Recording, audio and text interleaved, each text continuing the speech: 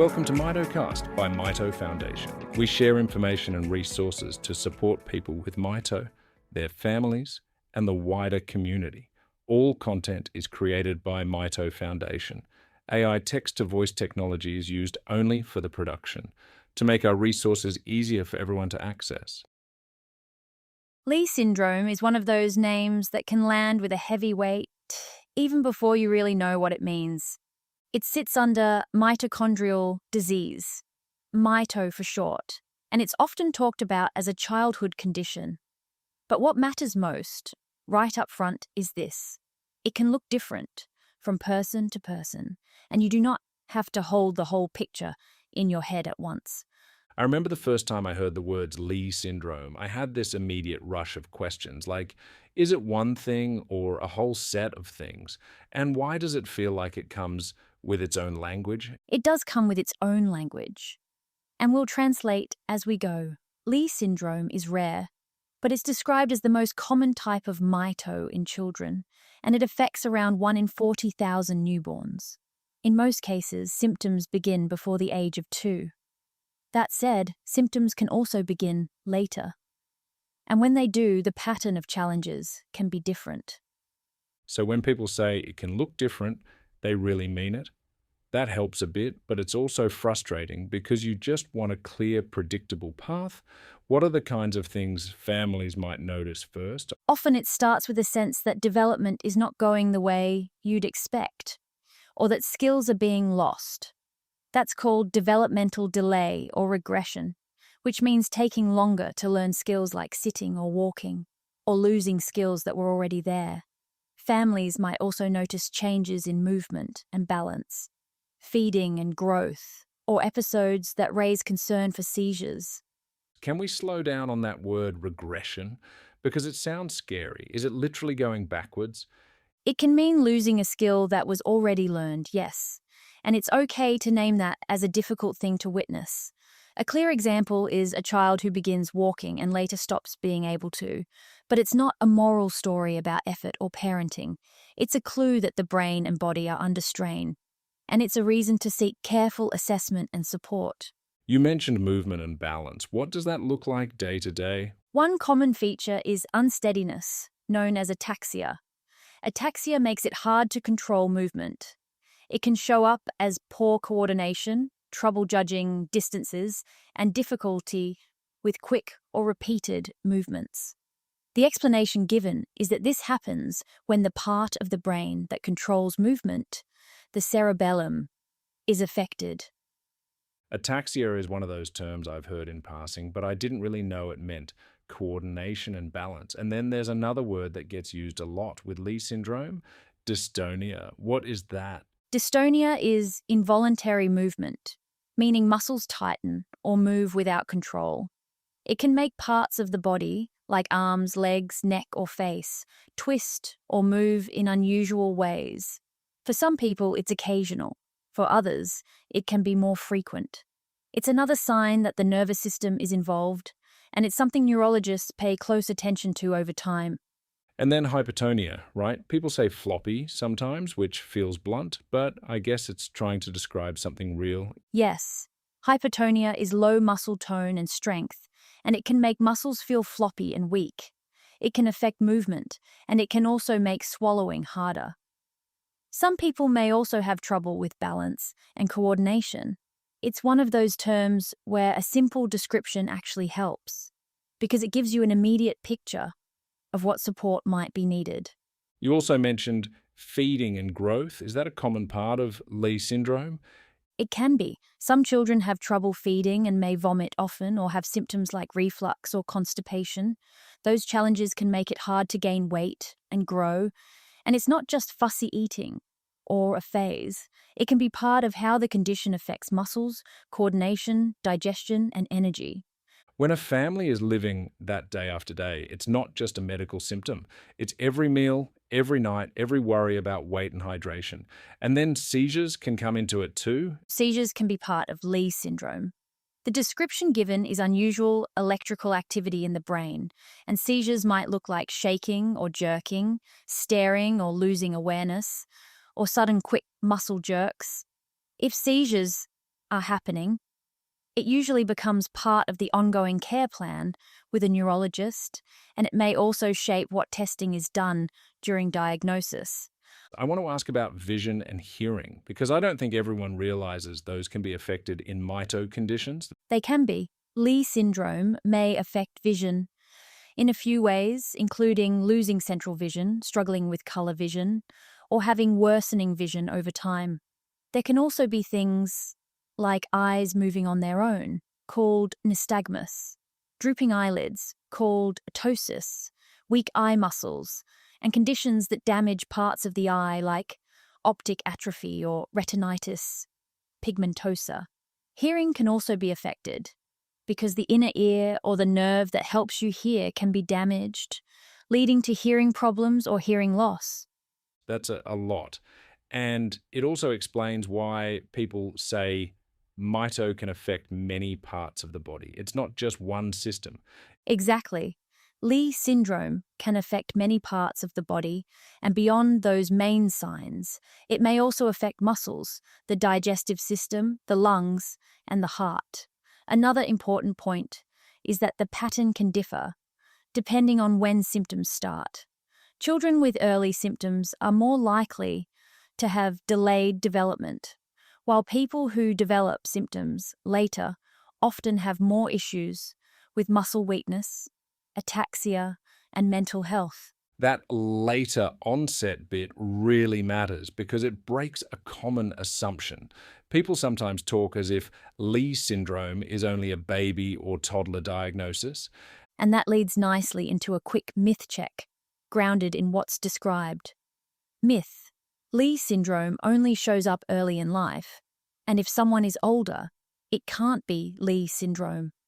Fact: symptoms often begin before age 2, but symptoms can also begin later, and when they do, the pattern can look different, including more muscle weakness, ataxia, and mental health challenges. Okay, so we have the what it can look like piece. Now I want to understand the why. What is happening in the body that makes all these different symptoms possible? The core idea is energy. Our bodies need energy to do everything: walking, thinking, growing, even sleeping. That energy is made by mitochondria, which are tiny parts inside cells, sometimes described as mini power stations. They take food and oxygen and turn them into energy through a process that relies on many steps and many helper molecules. So when the energy supply is patchy, it makes sense that the organs that need a lot of energy would show it first. But why Leigh syndrome specifically? What makes it different from other types of mito? Leigh syndrome is described as a genetic condition, meaning changes in a person's DNA cause it. And those changes affect how cells work, mainly how they make energy. What makes it a syndrome is that it's grouped based on a pattern of symptoms and test results, and it can be caused by changes in many different genes. Over time, more and more genetic causes have been identified. I saw that there's a kind of timeline of Leigh syndrome discoveries. Does that matter for people today, or is it more like historical trivia? It matters in the sense that it shows how understanding has evolved. Leigh syndrome was first described in the 1950s. By the late 1960s, scientists linked it to problems in how cells make energy. In the 1980s, it was recognized as a type of mito. In the 2000s, genetic discoveries started to accelerate. Over time, researchers found many genetic changes linked to Leigh syndrome, involving both mitochondrial DNA and nuclear DNA. You said both mitochondrial DNA and nuclear DNA, and I know those are easy to mix up. Can you explain them without turning it into a biology lecture? Let's keep it simple. Most of your genetic instructions are in nuclear DNA, inherited from both parents. Mitochondria also have their own set of instructions, called mitochondrial DNA, and that's inherited from the mother. In Leigh syndrome, genetic changes can occur in either set of instructions. That matters because it affects how the condition can be passed down in families. So inheritance isn't one size fits all. What kinds of inheritance patterns are we talking about? Leigh syndrome can be linked to changes in over 100 genes, and those changes can be passed on in a few main ways. One is recessive inheritance, where a child inherits a changed gene from both parents. Another is inheritance through mitochondrial DNA, passed from the mother. There can also be X-linked inheritance, which is tied to genes on the X chromosome. And then there are de novo changes, meaning a change that appears for the first time in a person. De novo is one of those terms that comes up a lot in genetics discussions. When families hear no family history, they sometimes assume that means not genetic, but that's not how it works, is it? Right. And here's the myth check version of that. Myth. If there's no family history, it can't be a genetic condition like Leigh syndrome. Fact, some people have Leigh syndrome without a known family history, and that can happen if the genetic change is present at a very low level in the mother, or if it happened for the first time in the child. That new change is what de novo means. That helps. Now, can we talk about carriers? Because that word gets used differently depending on whether we're talking about nuclear DNA or mitochondrial DNA. Absolutely. For nuclear DNA, a genetic carrier is someone who has a change in one of their genes but usually doesn't have symptoms of Leigh syndrome. If both parents are carriers of a recessive nuclear DNA gene change, there is a 25% chance their child will have Leigh syndrome, a 50% chance their child will also be a carrier, and a 25% chance their child won't carry the gene at all. Those numbers always hit hard, and it also explains why genetic counseling can be so important, because it's not just a medical question, it's a family planning and decision-making space. Yes. Knowing if you are a carrier can help you understand the risk of passing Leigh syndrome to children. Genetic testing can identify carriers and provide important information for family planning. And in X-linked inheritance, if the mother carries an X-linked gene change, there is a 50% chance her sons will have Leigh syndrome, and a 50% chance her daughters will be carriers and may or may not have symptoms. And what about mitochondrial DNA carriers? That seems even more complicated because it's not just yes or no. It can be more complex because of something called heteroplasmy, which is a mix of healthy and changed mitochondria within the same cells. The explanation given is that inside each cell there are many mitochondria, and some may work properly while others may not. That mix is heteroplasmy. If too many mitochondria are affected, symptoms can appear. And in some situations, symptoms can even seem to skip a generation. I like the way that's described as a mix of working and changed parts because it helps you imagine why two people in the same family could have very different experiences. Exactly. Even in the same family, Leigh syndrome can look different. One person might have severe symptoms, while another might not have any. That's because people can have different mixes of healthy and changed mitochondria. A mitochondrial DNA carrier is someone who has a change in mitochondrial DNA but doesn't show symptoms. If a mother is a carrier, all of her children may inherit the genetic change, but fathers cannot pass on changes in mitochondrial DNA to their children. That last part is one of those facts people don't always know. Mitochondrial DNA is inherited from the mother. But then there's the next question everyone asks. If all children inherit the change, does that mean all children will be impacted the same way? Not necessarily. The mix of healthy and changed mitochondria can differ, so it's hard to know who will develop symptoms and how serious they will be. That uncertainty is one reason genetic counseling can be so valuable, because it gives families a supported space to understand what is known, what is not known, and what options exist. And does the information mention genetic testing during pregnancy? It does note that genetic testing during pregnancy is possible, but it can be complicated. That's a place where specialist advice and genetic counseling are especially important, because the details depend on the specific genetic change and the testing approach.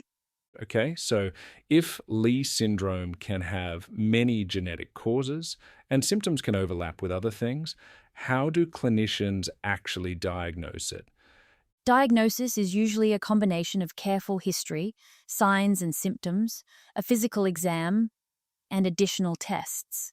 In a physical exam, clinicians look for signs like muscle weakness, uncontrolled or stiff movements, trouble with balance or coordination, delays in learning new skills, or loss of skills, feeding or swallowing difficulties, breathing problems, and vision or hearing problems. They also check growth and development. That sounds like a lot of observation and pattern recognition, but I know families often get sent for a long list of tests. What kinds of tests are used to help confirm the diagnosis? The information describes several types.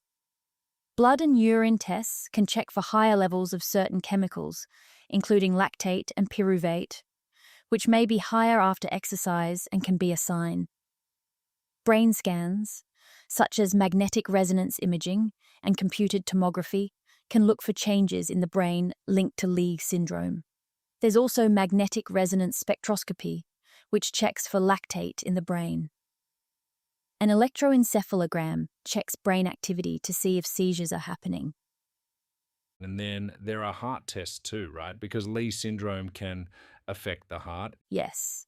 Heart tests can include an electrocardiogram, also known as an ECG to check heart rhythm and the heart muscle, and an echocardiogram to assess heart muscles. The list also includes muscle biopsy, which is a small sample of muscle examined for changes linked to mitochondrial disease. There are also nerve and muscle tests to check how well nerves and muscles are working, and eye tests to check for vision changes, including sharpness of vision, side vision, color vision, and a test that checks how well the retina is working. It's intense hearing that list out loud. And for a family, each test can be its own little mountain. But then there's genetic testing, which people often describe as the point where the diagnosis becomes clearer. Genetic testing is described as something a doctor will arrange if Leigh syndrome is suspected, usually using a blood or saliva sample. It's highly specialized, and it may take up to 3 to 4 months to receive results. Genetic counseling is described as important to discuss what results mean for you and your family. Can we talk about the difference between a clinical diagnosis and a genetic diagnosis? Because people can be told Leigh syndrome before they have a specific genetic change identified, and that can be confusing. Yes, and there's a useful way to think about it. Mito can be named and classified by the genetic change, which is a genetic diagnosis, or it can be named by symptoms and the results of non-genetic tests, which can be clinical and biochemical diagnoses. A clinical diagnosis is made by looking at symptoms, health history, and physical examination, and it may not identify the exact type. A biochemical diagnosis can be confirmed by non-genetic tests, often through muscle biopsy, and sometimes through other biopsies plus blood and urine tests.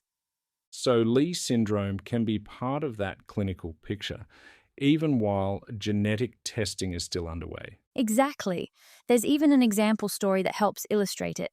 A parent noticed their baby wasn't feeding normally, would often vomit after a feed, wasn't meeting developmental milestones, and seemed floppy. There was no history of Mito in the family. The baby was referred to a pediatrician, who arranged various tests that confirmed Leigh syndrome, and later genetic testing confirmed a genetic change in a gene called MTATP6. That one story shows how diagnosis can unfold over time. That story is so relatable because it starts with everyday observations, and then suddenly you're in a world of specialist appointments and test results. It also highlights that a lack of family history doesn't rule it out. Yes, and it also shows how one person can end up with various names attached to their diagnosis. Mito as the umbrella, then a broader clinical description based on symptoms and tests, and then the genetic diagnosis, once a specific gene change is identified.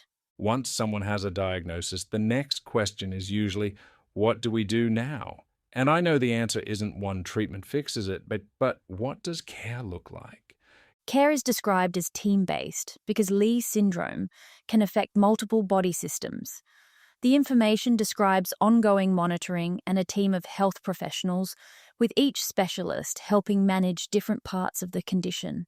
A general practitioner can be the main point of contact and help coordinate care. For children, a pediatrician can manage overall health and coordinate care. A neurologist can help with seizures and movement disorders, and a metabolic specialist can focus on energy production issues.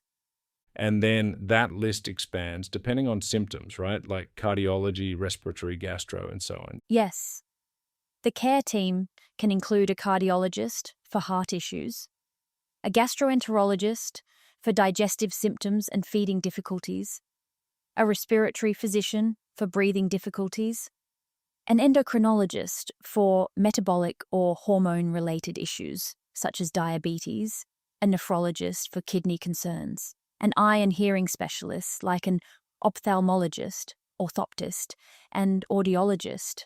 It can also include allied health professionals like dietitians, physiotherapists, occupational therapists, and speech therapists, as well as a genetic counselor and mental health support. That's a whole village. And sometimes people hear that and feel overwhelmed, like, how am I supposed to coordinate all of this? Is there anything that speaks to that practical reality? Yes. It's acknowledged that healthcare can look different depending on the hospital or service. And in larger hospitals, a team of specialists often works together. Social workers can help coordinate services, connect you with support at home, and help you find what is available. Genetic counseling and care coordination can also be helpful, especially if you have questions about family planning or a child's changing needs. That's a relief to hear, because it names the fact that coordination is a job in itself. What about routine monitoring and tests? What's the point of regular tests in this context? Regular tests are described as important to monitor how Mito is affecting you or your child. The recommendations are described as adapted from Australian patient care standards for Mito. The idea is not to test for the sake of testing, but to catch changes early, track progression, and respond to symptoms in a timely way. I noticed there's a section about serious illness and lactate. That's one of those words that pops up a lot in Mito conversations. Yes. In the context of someone becoming suddenly unwell, checking lactate levels, meaning lactic acid in the blood, may help guide treatment. High levels can be harmful if not recognized early. Monitoring can help health professionals act early and prevent more severe illness.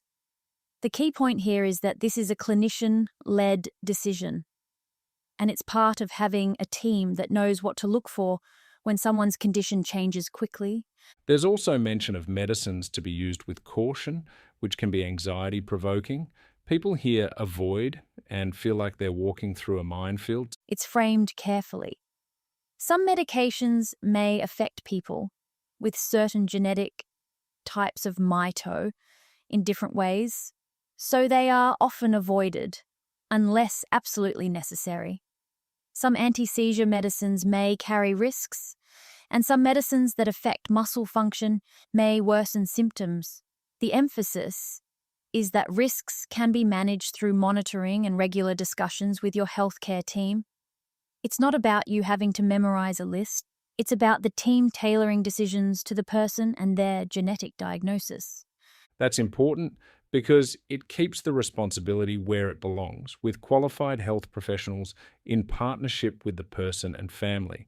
What about day-to-day supports like mobility and school? In the section on brain and nerve care, it's mentioned that seeing a neurologist or specialist may help track changes in thinking, movement, or seizures over time. And for children, growth and development may be monitored. Mobility aids, such as scooters or wheelchairs, may help with daily activities. At school, supports such as rest, breaks can help with learning and well-being. I'm glad that's said out loud because sometimes families feel like they're giving in when they use aids instead of recognizing it as a tool for participation and energy conservation. Exactly. The tone is help with daily activities, not you must do this. It's about making life more manageable and supporting quality of life.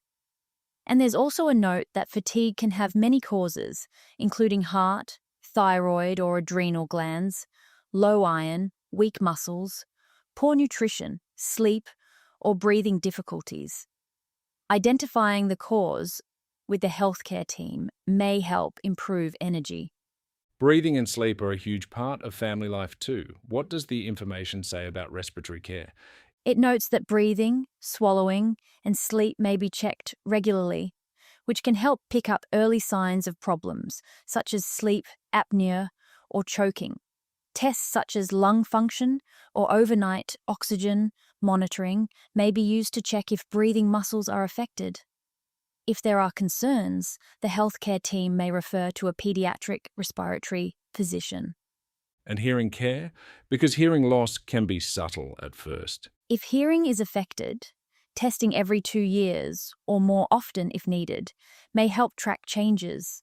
An ear, nose, and throat specialist might be involved.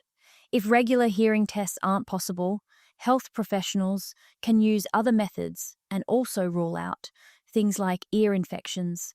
Speech therapy may support children with hearing loss to build language skills, and avoiding loud environments might help protect hearing. Hearing aids or cochlear implants may be options discussed with the healthcare team. Digestive care also sounds ongoing, not just a one-off. There's the feeding side, and then there's comfort, constipation, nausea, all of it. Yes, weight, height, and body mass index may be monitored over time. Symptoms like nausea, feeling full quickly, bloating, or constipation are described as common and may need more investigation if they continue. If swallowing is a concern, or there is a risk of choking, a speech pathologist or gastroenterologist may help assess and manage it, with the healthcare team coordinating referrals. Heart care is one of those areas where monitoring feels both reassuring and scary. What does it say about cardiac checks? Early assessments might include an ECG, a 24-hour heart monitor, or an echocardiogram. Tests may be repeated depending on individual needs and family history. Yearly ECGs are often recommended, and if anything unusual is found, there may be a referral to a pediatric cardiologist. Physical activity is usually encouraged, but it's important that any exercise is planned with health professionals who understand Mito.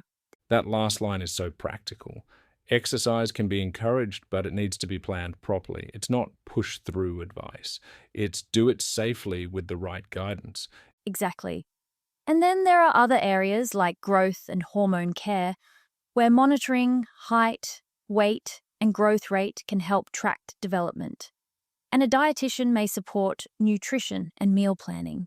If diabetes is part of care, a team might check a blood sugar measure over time, and an endocrinologist may be involved.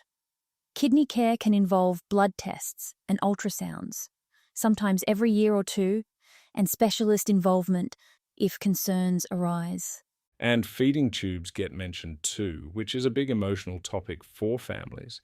It can feel like a line you never wanted to cross. It's mentioned as one possible support. When eating becomes difficult, to support nutrition and growth, and it's framed as part of a broader care plan discussed with the healthcare team. In the nutrition section, it's also mentioned that if swallowing is difficult, feeding tubes may be considered as part of a broader plan. The emphasis is on discussion, coordination, and the goal of supporting nutrition and safety. Mental health is also explicitly included, which I appreciate because living with Leigh syndrome isn't just physical symptoms, it's the stress, the uncertainty, the grief, the constant planning. Yes. Looking after mental health is described as an important part of care. Support might focus on anxiety, low self-esteem, or adjusting to change, and may come from psychologists, counselors, or school-based services, depending on what's available and what the healthcare team recommends. There's also a line about vaccines, and I want to approach that carefully because people can be anxious about vaccines when a child has complex health needs. The wording is cautious and clear. Most routine vaccines, including the yearly flu shot, are usually recommended. And if you have concerns, it can help to talk with your healthcare team or a trusted health professional. That's it. It's an invitation to have the conversation with the right people. Now we need to talk about the hardest section, life expectancy, because people hear shorten life expectancy and everything inside them goes quiet. Leigh syndrome is described as a serious condition that mostly affects children and can shorten life expectancy. The age when symptoms first appear can influence progression. If symptoms begin before 6 months of age, the condition is often more severe. Children who show signs before age 2 may face more complex health challenges and have a higher risk of early death than those diagnosed later. And then what I really want people to hear is the next part. It says this information can be very hard to hear and process. Every child's experience is different, and no one can predict exactly what will happen. Exactly. It explicitly acknowledges that uncertainty, and it notes that the healthcare team can help families understand what to expect, support them through changes, and focus on giving the child the best quality of life. That focus on quality of life matters because it shifts from trying to control an unpredictable future to supporting what's in front of you today. Okay, so we've covered symptoms, causes, diagnosis, and care. What about research and clinical studies? Because families often want to know, is anyone working on this? Is there hope? The information highlights that clinical studies are an essential part of developing new ways to prevent, diagnose, treat, and cure Mito. There's encouragement to join the Mito registry to stay informed about opportunities that are relevant to you. It also notes that the Mito registry collects information about people with Mito, with the goal of improving access to research, studies, and bringing clinical trials to Australia to better understand Mito. When people hear registry, they sometimes worry it means their information will be shared widely. Is there anything that speaks to privacy? Yes, it says information in the Mito registry is kept confidential and will not be shared with anyone outside the organisation. It's used to identify people who meet criteria for an upcoming study or clinical trial, and then they reach out to ask if the person wants to participate. If the person is interested, they connect them with the researcher or clinician running the study. That feels more respectful and opt-in rather than your data is just out there. And who can join? To join, you need to be a resident of Australia or New Zealand and either waiting for a diagnosis of Mito or already have a diagnosis. So it's not only for people with a fully confirmed genetic diagnosis. It can also include people still in that diagnostic journey. That's good to know. Now, for people navigating support systems day to day, the NDIS comes up a lot, and it can feel like a second job trying to understand it. There's a free and independent NDIS navigation service run to support people living with Mito. It's described as independent because it's not part of the National Disability Insurance Scheme or the government. You can talk to the team if you're new to the NDIS, applying, or already have a plan. And they can help you navigate it. Can you explain what the NDIS is meant to do according to the information? It describes the NDIS as a government program that provides funding to people with disabilities so they can spend more time with family and friends, build independence, learn new skills, find employment, or volunteer, and improve quality of life. It notes that the NDIS may provide funding for people with a permanent and significant disability that affects daily life, and that funding can help cover support workers, therapy services, equipment or assistive technology, and home modifications or transport support.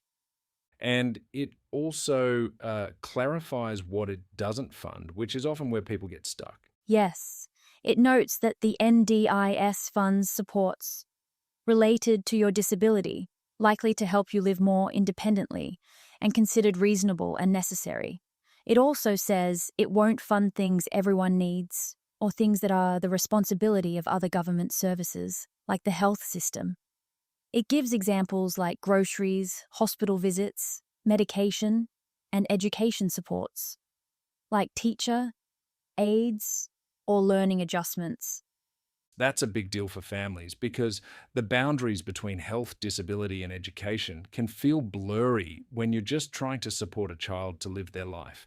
And it also acknowledges that Mito is rare and can look different for everyone, and that people working in the NDIS may not know much about Mito. The service can help people explain how Mito affects everyday life and why NDIS support might be needed.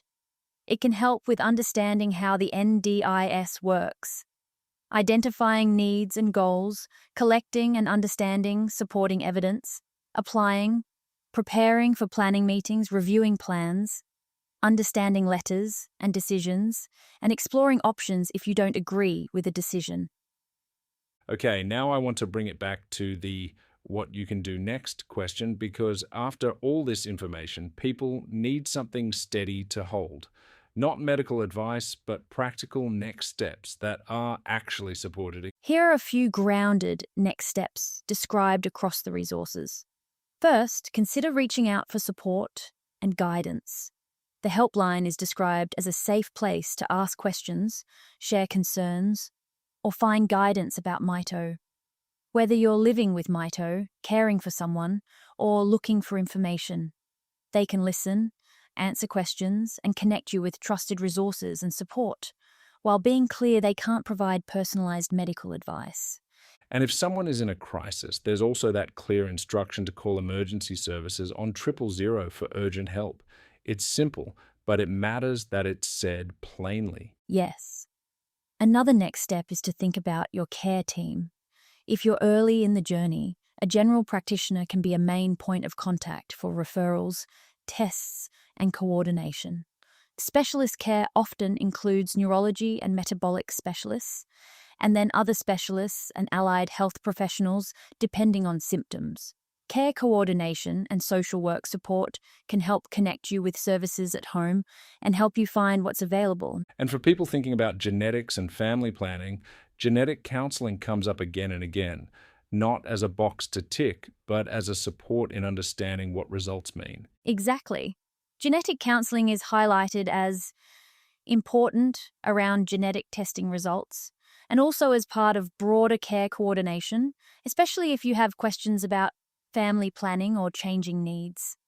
And if you're interested in contributing to research or staying informed, joining the Mito registry is described as a way to hear about opportunities relevant to you. What about peer connection? Because information is one thing, but talking to someone who gets it can change your week. Support services include events that are described as opportunities to build knowledge, connect, and share experiences with the Mito community. There's also a peer support network described as one-on-one support to connect with others living with Mito. And there's mention of online community groups as well. If someone wants NDIS support, there's the NDIS navigation service, described as resources, education, and one-on-one guidance. Before we wrap, I want to circle back to myth versus fact just briefly, because it can relieve unnecessary guilt. One myth I've heard is, if I'm a carrier, I should have known. Or if there's no family history, it can't be genetic. And the fact, grounded in what we've covered, is that carriers can have no symptoms, and some genetic changes can be new in a child or present at a very low level in a parent. Also, in mitochondrial DNA inheritance, a mother can pass on a genetic change to all children, but the mix of healthy and changed mitochondria can vary, which means symptoms and severity can vary too. The goal isn't to blame anyone, it's to understand the biology so families can get the right support. I'm also thinking about how much of Leigh syndrome care is really about reducing avoidable stress on the body and supporting systems before they hit a crisis point, like regular monitoring, checking breathing and sleep, staying on top of nutrition, and planning exercise with professionals who understand Mito. That's a good way to put it. The care recommendations are described as regular checks, targeted monitoring, and coordinated support across systems, always guided by the healthcare team. And it's not just physical health. Mental health support is described as part of care, acknowledging anxiety, self-esteem, and adjustment to change, and pointing people towards appropriate supports. So the takeaway I'm hearing is Leigh syndrome is complex, but the approach doesn't have to be chaotic. It can be steady, team-based, and focused on quality of life, even when there's uncertainty. Yes, Leigh syndrome can affect many parts of the body, and it can look different from person to person. It's caused by genetic changes that affect how cells make energy, and those changes can be in mitochondrial DNA or nuclear DNA, with different inheritance patterns, including de novo changes. Diagnosis often involves clinical assessment, tests, and genetic testing, with genetic counseling. Ongoing care is multidisciplinary, with monitoring tailored to the person's needs. And in the middle of all that, there are support services that don't replace medical care but can make the journey less isolating. Someone to talk to, someone to help navigate systems, and ways to connect with community. That's the heart of it. If you want to explore any of the resources we've drawn on today, the mito.org.au resources used for this episode are linked in the episode description. You've been listening to MitoCast by Mito Foundation. To learn more or find support, visit mito.org.au or call our helpline on 1300977180. Make sure you follow MitoCast wherever you listen to this podcast to help us spread the word by sharing it with others impacted by Mito. Thanks for listening.